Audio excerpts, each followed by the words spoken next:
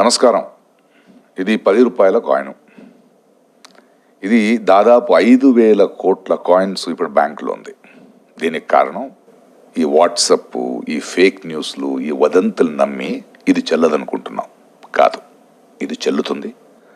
RBI ప్రకటన ఇచ్చిన తర్వాత కూడా దీన్ని మనం ఒప్పుకోకపోతే, ఎవరైనా ఒప్పుకోకపోతే అది ఆర్థిక నేరం అవుద్ది. 3 సంవత్సరాల జైలు ఉంది. ఇది మన బాధ్యత. ఇది చెల్లె 10 రూపాయల కాయిన్. దీన్ని చూసారా?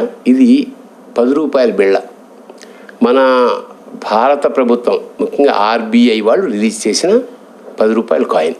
అయితే దురదృష్టవశాత్తు మనం ఏమిటంటే ఈ వదంతులు నమ్మి, ఇది వాట్సాప్లో ప్రచారమైన ఈ వదంతులు నమ్మి ఇదేది చెల్లట్లేదు, దీన్ని నిషేధించింది ప్రభుత్వం నిషేధించలేదు, ఆర్బీఐ నిషేధించలేదు, ఇది హాయిగా నిక్షేపంలాగా దీన్ని మనం వాడుకలో పెట్టుకోవచ్చు.